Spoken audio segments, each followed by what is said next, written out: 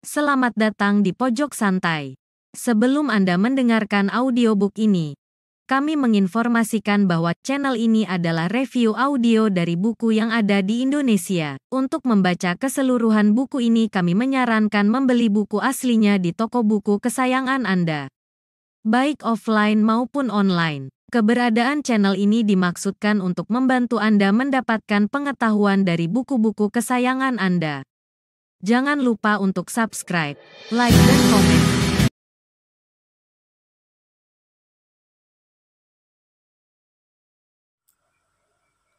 Selamat datang di Pojok Santai, channel khusus yang membahas komik dan novel dengan cara asyik.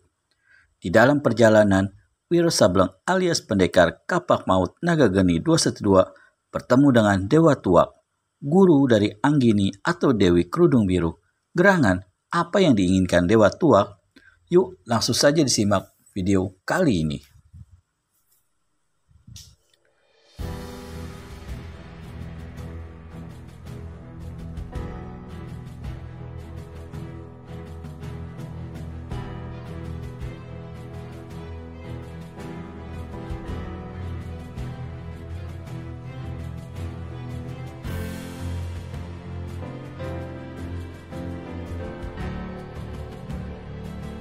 Sekarang, marilah ikut aku, kata Dewa Tuak. Ikut kemana Dewa Tuak? Ikut sajalah. Terima kasih, tapi aku ada urusan yang lebih penting. Kau sendiri sudah maklum kan?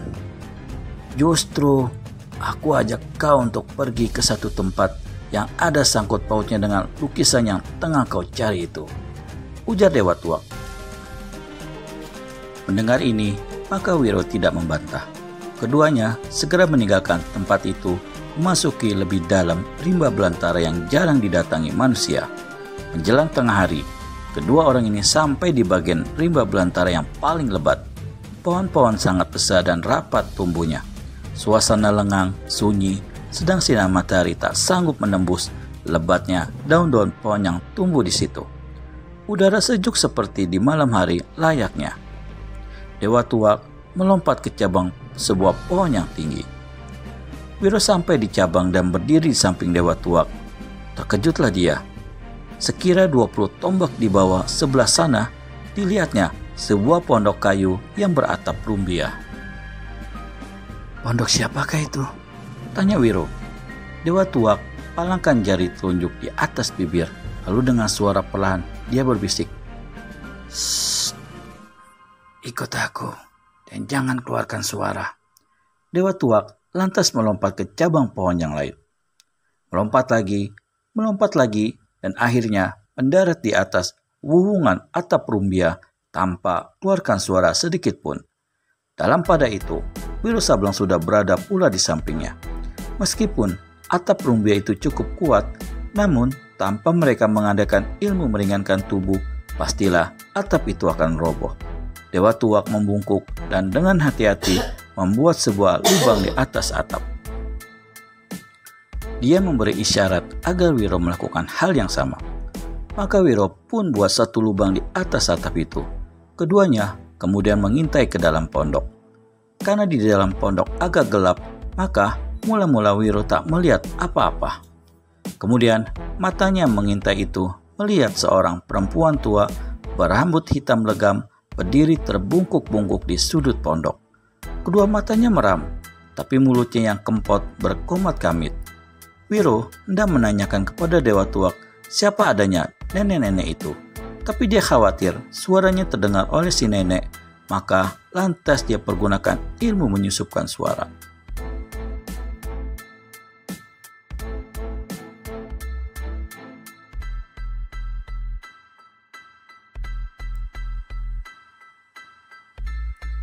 Namun belum sempat dia ajukan pertanyaan, mendadak pintu pondok terpentang lebar dan dua orang masuk ke dalam. Keduanya ternyata nenek-nenek keriputan berbadan bongkok. Yang satu berambut biru, yang kedua berambut putih. Di bahu masing-masing memanggul dua sosok tubuh yang agaknya telah ditotok kaku tidak berdaya. Melihat si nenek berambut putih, kagetlah Wiro Sableng. Karena perempuan tua ini bukan lain nenek rambut putih yang sebelumnya telah dilihatnya di puncak gunung melawan si pelukis aneh. Dan lainnya itu pastilah nenek rambut biru dan nenek rambut hitam. "Pemimpin," ujar nenek rambut biru. "Inilah bang yang kau inginkan itu." Nenek rambut hitam yang rupanya menjadi pemimpin kedua nenek lainnya itu memandang dingin pada kedua laki-laki yang menggeletak di muka kakinya. "Buka jalan suara mereka," perintahnya. Nenek rambut biru lepaskan totokan pada jalan suara kedua orang itu. Tuk, tuk. Begitu jalan suaranya terbuka, maka salah seorang dari dua laki-laki itu membentak, "Iblis betina, kau rupanya yang jadi biang racun. Lekas, lepaskan totokanku dan kawan-kawanku." Nenek rambut hitam tertawa melaki-laki.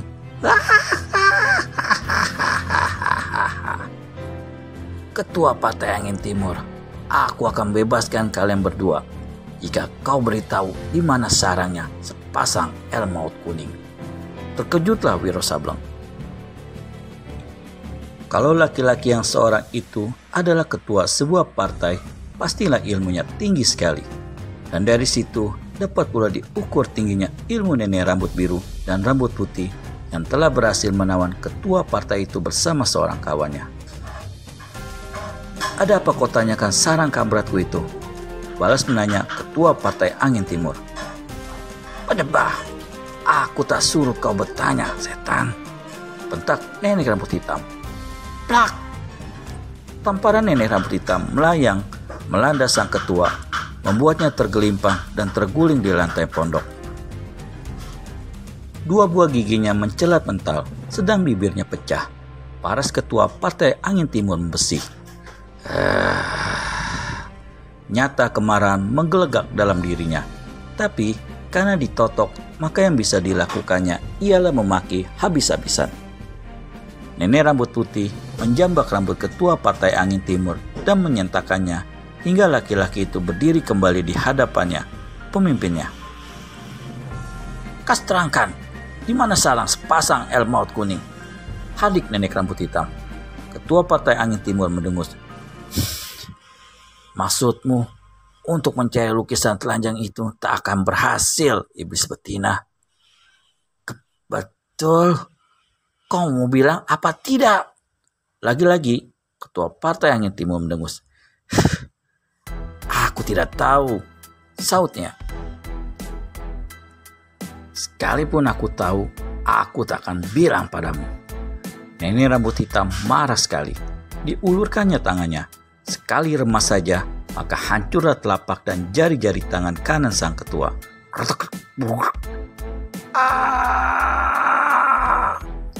Laki-laki itu menjerit kesakitan dan memaki habis-habisan. Kawannya keluarkan keringat dingin. "Itu masih belum apa-apa," ujar nenek rambut hitam. "Kalau kau tetap membangkang, tak mau kasih keterangan, seluruh tubuhmu akan kubikin hancur. Lekas katakan." "Kalau kau tetap membangkang, tak mau kasih keterangan, seluruh tubuhmu akan kubikin hancur. Lekas katakan." "Nenek rambut hitam, kawanku itu betul-betul tidak tahu letak sarangnya sepasang Elmaut kuning," berkata kamrat ketua Partai Angin Timur. Kau tak usah berbacot," bentak sang nenek.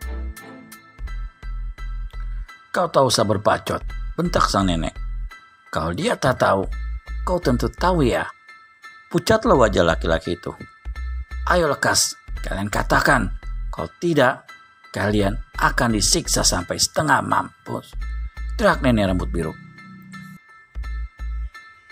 "Nenek rambut hitam, kalian dan kami masing-masing satu golongan. Kenapa berbuat sejahat ini?" Nenek rambut hitam tertawa melengking.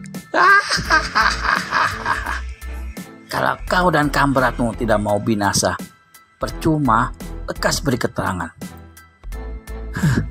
"Kalian penggal pun kami berdua, tetap aku tak bisa kasih keterangan." "Oh, aku mau lihat," ujar nenek rambut hitam.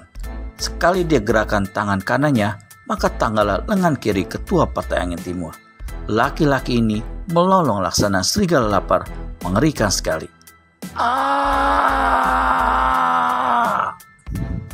Pendekar 212 Wiro Sableng bergidik. Dewa Tuak, aku tak bisa melihat kekejaman terkutuk itu berjalan lebih lama, kata Wiro. Dia bergerak cepat hendak menerobos atap. Tapi lebih cepat dari itu, si orang tua yang memanggul 2 buah bumbung bambu memegang lengannya dan menjawab dengan ilmu menyusupkan suara seperti yang dilakukan oleh Wiro waktu berkata padanya tadi. Biarkan saja. Kita lihat saja dulu. Ketua Partai Angin Timur tidak beda dengan 3 orang nenek serta seorang kawannya itu.